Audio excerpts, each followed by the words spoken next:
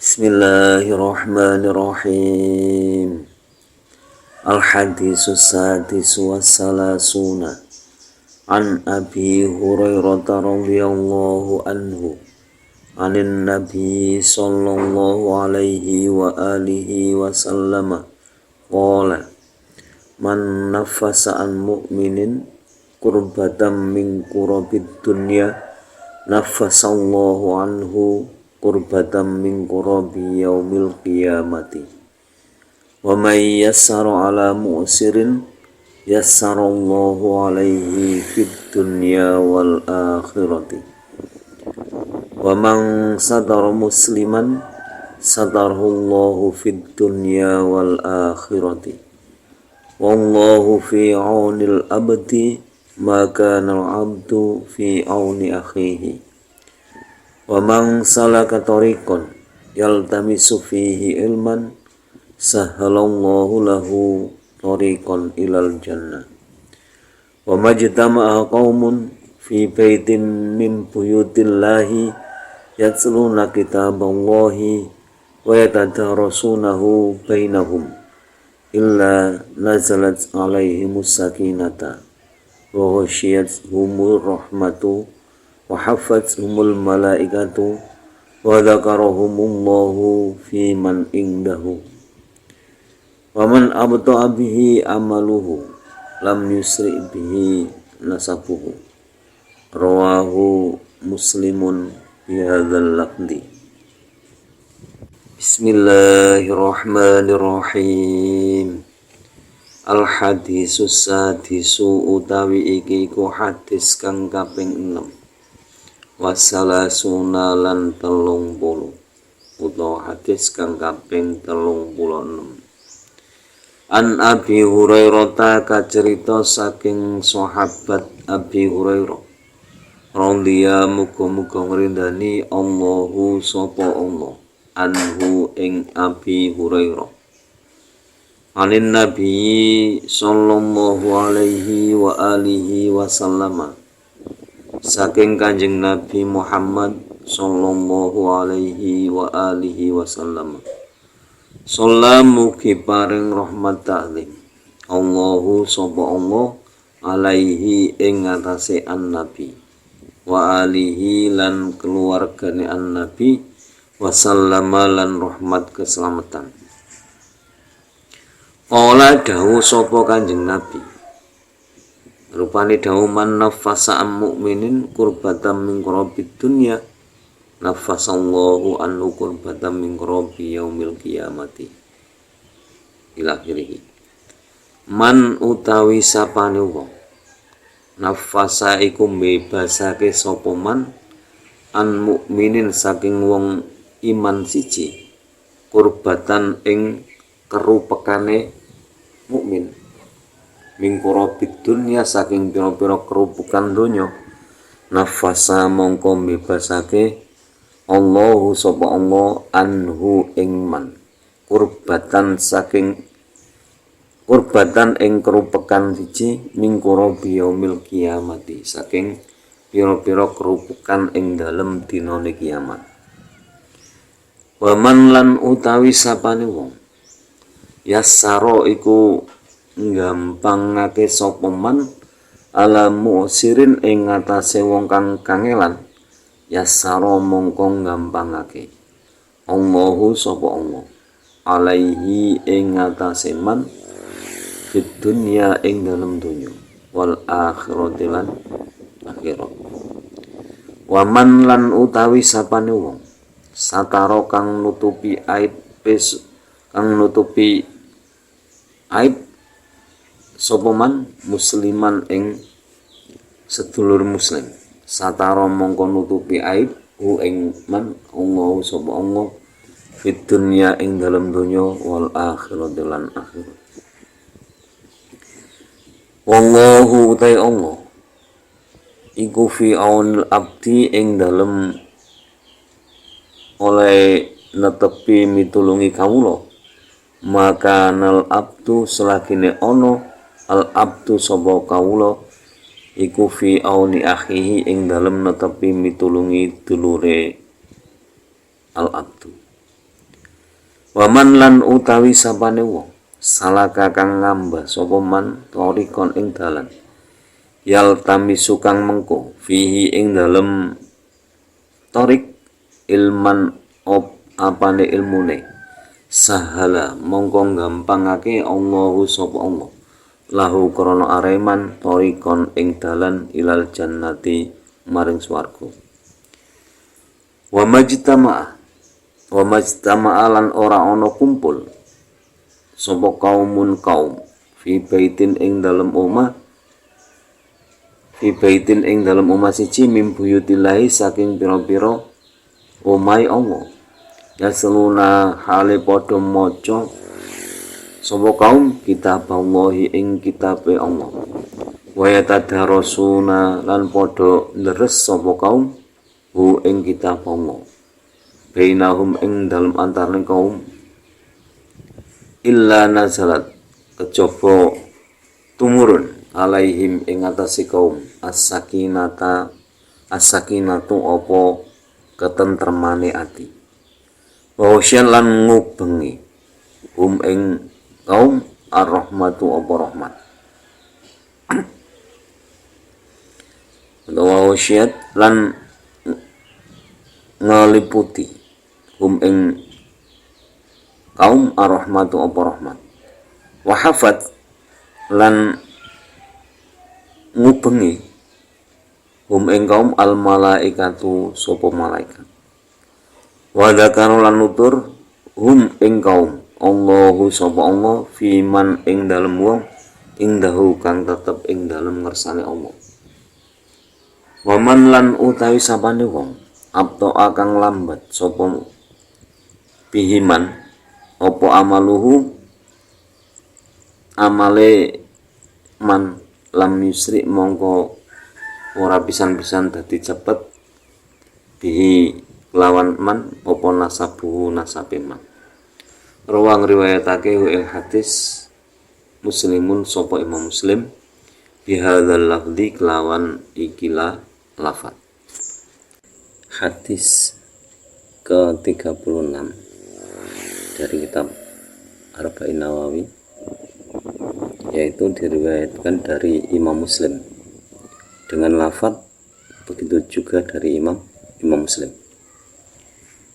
yakni dari Abu Hurairah radhiyallahu anhu dari Nabi Muhammad sallallahu alaihi wasallam bahwa Nabi Muhammad sallallahu alaihi wasallam bersabda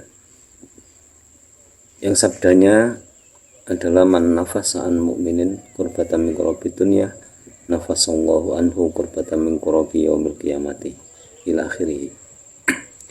Jadi barang siapa yang membebaskan orang-orang mukmin dari kesusahan terhadap hal dunia, maka Allah akan membebaskan orang tersebut kelak di hari kiamat. Maksudnya bagaimana? Jadi misalkan ada orang mukmin kesulitan dalam ekonomi,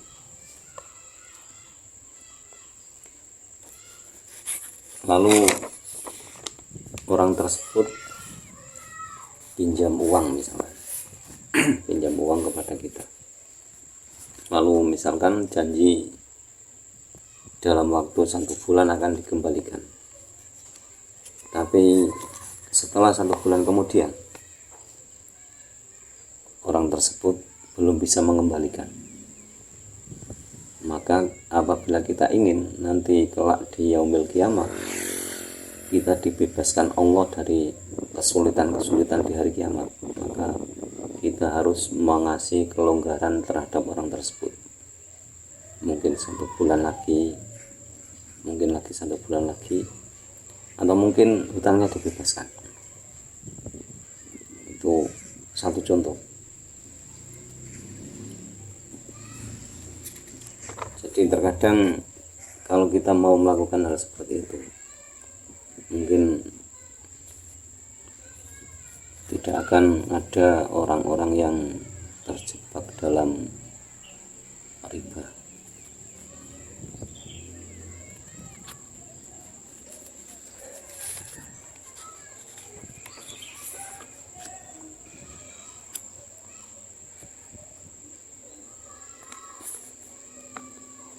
Lalu contohnya misalkan lagi,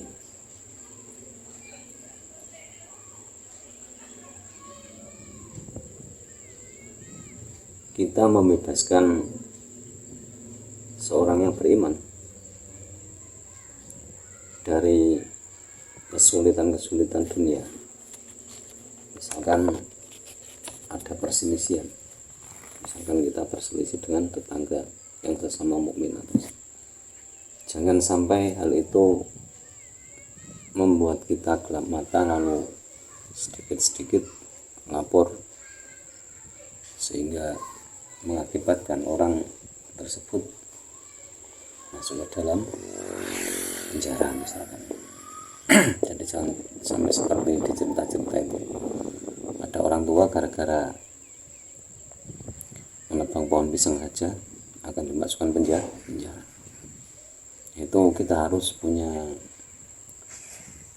toleransi. Jadi bahkan negara kita juga mengajarkan tentang toleransi.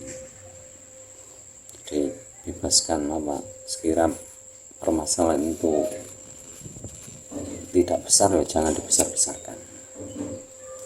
Itu juga salah satu cara membebaskan diri seorang mukmin. Dan banyak lagi tentang pembebasan. Kalau kita mau seperti itu, insya Allah nanti kelak yaumil qiyamah kita akan dibebaskan dari kesulitan-kesulitan hari kiamat. Lalu lagi, wa man yassara ala musirin yassarallahu alaihi fid dunya wal akhirah. Kemudian barang siapa yang memudahkan urusan seorang mukmin, maka orang tersebut akan dimudahkan oleh Allah dalam urusan dunia dan akhirat. Kadang kita apapun yang berhubungan dengan, memang kalau dunia kan dengan harta benda, kita seolah-olah menyulitkan orang Islam lainnya atau orang mukmin lainnya. Misalkan sudah kepepet kebutuhan tapi malah ditekan lagi, ya. Diberikanlah kemudahan. Jadi kalau kita mau memberikan kemudahan kepada orang lain, maka kita nanti akan dimudahkan oleh Allah dalam urusan dunia dan akhirat. Sehingga Allah selalu berfirman, "Man ja'a bil hasanati falahu asyru amsalihha." Jadi ketika kita berbuat kebaikan, maka kebaikan itu akan berlipat ganda menjadi 10 semisal kebaikan yang dilakukan. Jadi mudahkan urusan seseorang, sehingga dalam hidup bertetangga kita akan bisa menjaga kerukunan karena memudahkan urusan seseorang. Contohnya misalkan begini, ada tetangga yang kesulitan, misalkan mau membenahi atap yang bocor misalkan, terus kita membantunya, itu juga mempermudah urusannya. Lalu misalkan kalau kita menjadi seorang yang memang bisa memberikan kontribusi dalam setiap kegiatan di masyarakat, ya berikanlah. Untuk bisa memudahkan jalan tersebut, ya kita harus melakukan action agar nantinya kita akan dimudahkan oleh Allah dalam urusan dunia dan akhirat. Lalu kemudian anjuran lagi yang ditekankan oleh Nabi dalam hadis ini adalah barang siapa yang menutupi aib seorang muslim, maka Allah akan menutupi aibnya baik dalam kehidupan di dunia maupun dalam kehidupan di akhirat. Jadi ketika kita melihat sebuah kesalahan seseorang, janganlah kita langsung menjustisnya. Itu sebuah kesalahan. Mungkin dari sudut pandang yang lain itu benar, itu dibenarkan. Kalau misalkan itu memang dari sudut manapun masih dalam kesalahan, ya jangan kita gunjingkan, atau kita bicarakan dengan orang lain, diam saja. Itu cara menutupi aib seseorang. Biasanya zaman sekarang tambah mencari-cari, apalagi di media sosial. Itu orang diam-diam saja dicari kesalahannya, cari, nanti setelah ketemu diunggah, dibahas menjadi topik utama, menjadi trending topik. Lalu gimana itu? Jangan seperti itu. Jadi kesalahan seorang muslim harus kita tutupi, kecuali kalau melakukan zina.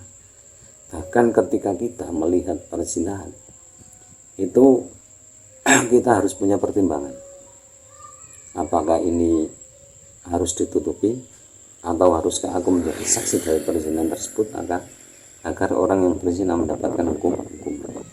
Itu masih ada dua pilihan bagi orang yang menyaksikan. Dia mau bersaksi ataupun didiamkan saja dengan tujuan untuk menutupi aib mereka. Nah, sekarang kan tidak, aib diumbar kemana-mana. Itu jangan seperti itu, karena siapapun nanti yang mengumbar aib seseorang, maka aibnya akan dibuka oleh Allah. Kalaupun tidak sekarang, kapan-kapan jelas akan mendapat balasan.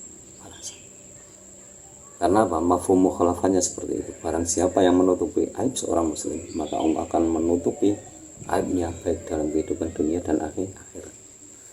Kalau ditarik dari pengertian muwafaqahnya tadi, jelas kalau di mafhum mukhalafah, jadi barang siapa yang tidak menutupi aib seorang muslim, maka aibnya juga tidak akan ditutupi oleh Allah baik dalam kehidupan di dunia dan akhirat.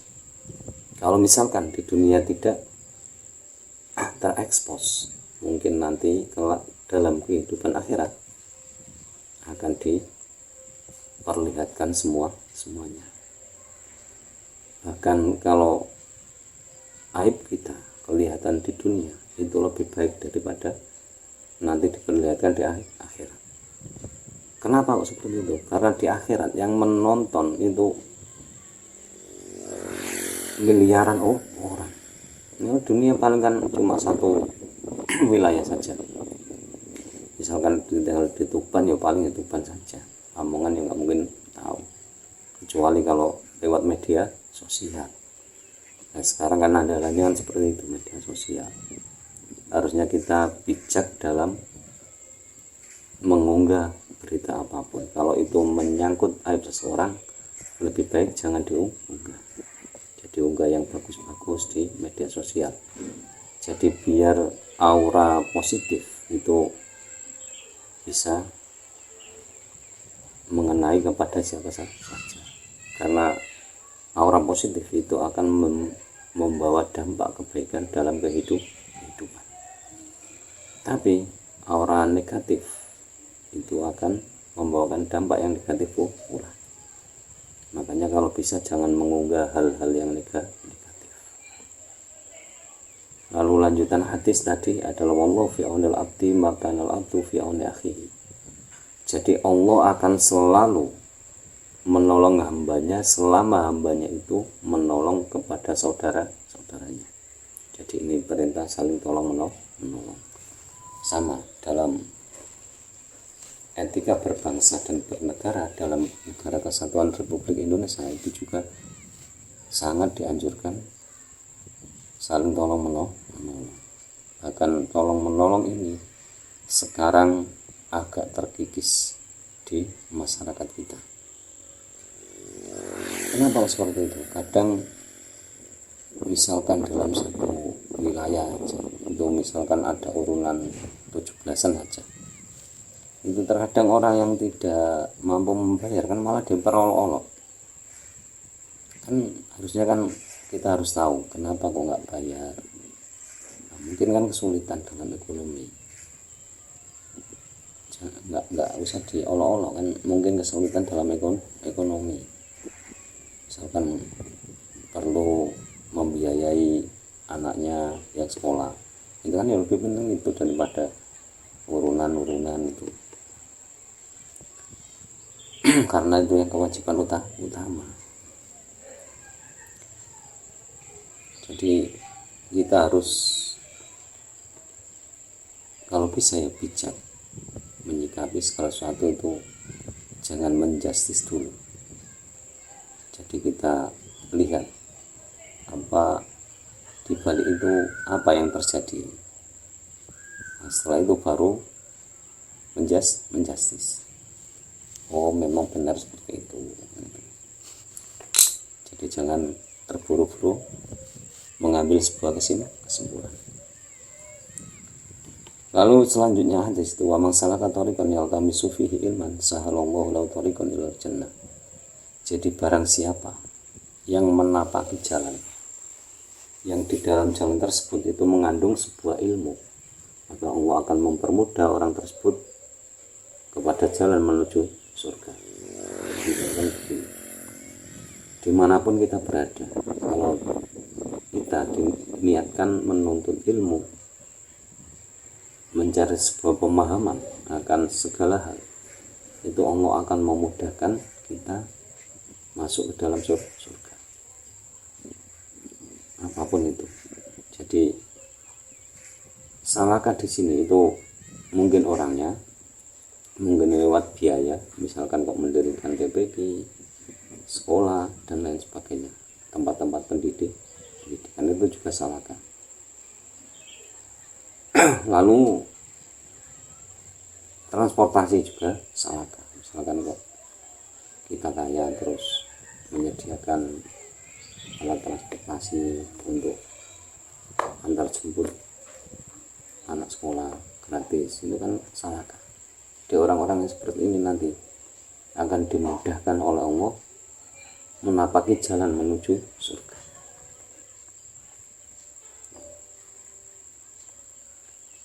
Kemudian selanjutnya itu wa mastama qaumun fi baitin min buyutillahi yatluna kitaballahi wa yatadarasunahu bainahum illa nazalat alaihim sakinata wa syat'um rahmatu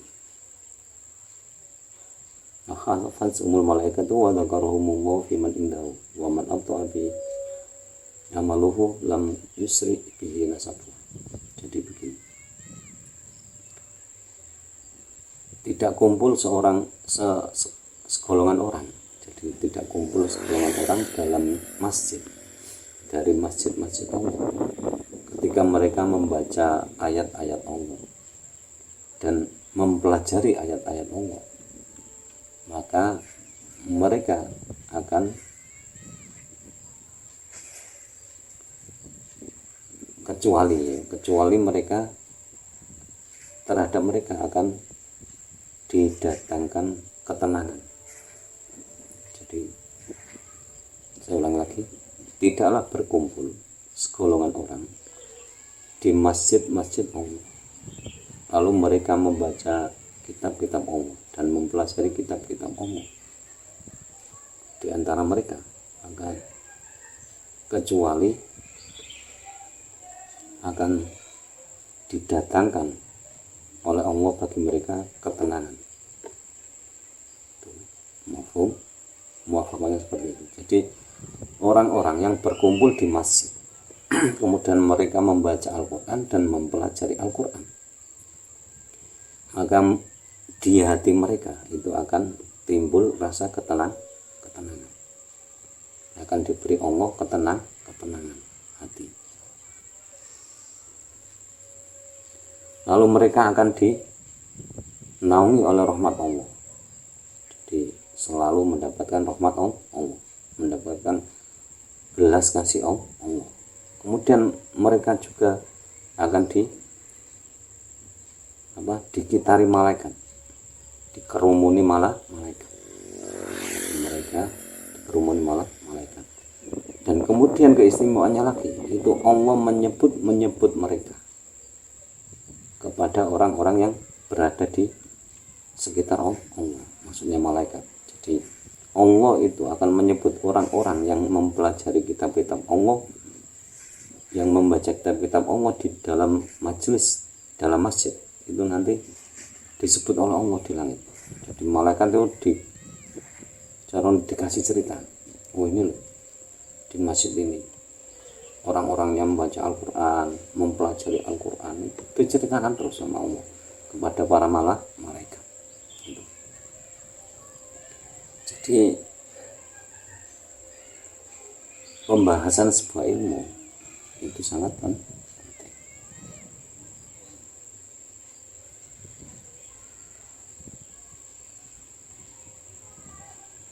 Lalu penutupan waman abto'abi amaluhu lam yusri bihi nasafu. Jadi barang siapa yang terlambat amalnya jadi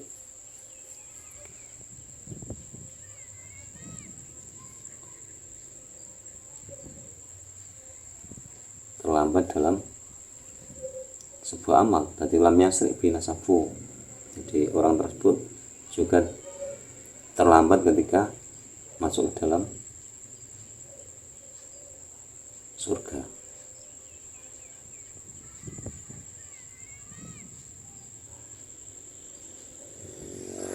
Kenapa seperti itu? Karena begini, biarpun kita dari golongan orang-orang yang mulia misalkan, tapi kita itu atau abi amaluhu, maka kita juga akan mendapatkan itu. Jadi atau abi amaluhu lam yusri bihi. Karena apa? Firman Allah itu, maksud dari hadis itu adalah inna akramakum indallahi atqakum. Jadi tidak bisa kita mengandalkan nasab. Biarpun nasab kita misalkan kok sambung sampai Nabi Muhammad misalkan, itu nggak bisa diandalkan. Karena menurut ayat ini inna akramakum indallahi atqakum. Jadi orang yang mulia di sisi Allah itu orang-orang yang paling takwa terhadap Allah. Jadi inti kedudukan seseorang di hadapan Allah itu takwa, bukan nasab.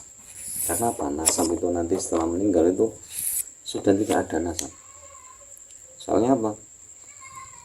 Kan kalau kita mendengar talqin mayit itu kan seperti itu. Jadi waman abuka, misalkan ada pertanyaan itu, siapa nama bapak kamu? Kan jawabannya kan bapak saya adalah Nabi Ibrahim alaihi salam. Semuanya mengajarkan seperti itu. Di pengakuan bapak sebenarnya itu kepada Nabi Ibrahim alaihi salam. Padahal kan enggak kan, bapak kita kan enggak ada yang namanya Ibrahim. Bapaknya kan beda-beda. Yo mungkin ada yang bapaknya namanya Ibrahim, tapi kan bukan Ibrahim yang Nabi itu kan, bukan. Tapi disuruh menjawab seperti itu. Nah, itu menunjukkan bahwa nasab itu nanti ketika berhadapan di situ itu hilang sementara. Biarpun memang ada pengaruhnya. Kalau turunan Nabi ya jelas ada istimewanya. Tapi itu satu gambaran. Sehingga benar ayat Al-Quran, kalau inna akramakum indallahi atqakum. Itu ayat Al-Quran. Dawuh Gusti Allah, firman-Nya Allah. Inna akramakum indallahi atqakum. Intinya itu. Makanya tafsiran dari waman abto'abi amaluhu lam yusri bihi nasabuhu. Jadi sekali-kali nasab tidak akan mengantarkan seseorang dari keterlambatan masuk surga. Karena orangnya beramalnya juga seperti itu, terlalu lambat atau kurang. Hanya mengandalkan nasab. Mentang-mentang masih keturunan Sunan Giri misalkan. Malas, sholatnya malas, puasanya malas, zakatnya malas, mengandalkan agak saya Sunan Giri. Yes, nanti kalau masuk surga kan ya enak kan, tidak seperti itu. Kita harus tahu bahwa inna akramakum indallahi atqakum. Jadi demikian penjelasan tentang hadis yang ke-36 Semoga bermanfaat fid dunya wa dunya wal akhirah. Wallahu a'lam bishawab. Kurang lebihnya mohon maaf. Semoga lantaran ngaji ini kita diberi tambahan ilmu oleh Allah, ilmu yang bermanfaat, ilmu yang disertai hidayah, dan semoga guru-guru kita, orang tua kita senantiasa dirahmati oleh Allah Subhanahu wa taala, dan semoga kelak fi yaumil qiyamah kita mendapatkan syafaat dari Nabi Muhammad SAW. Akhirul kalam, ihdinas siratal mustaqim, wallahul muwaffiq ila aqwamit thoriq. Wassalamualaikum warahmatullahi wabarakatuh.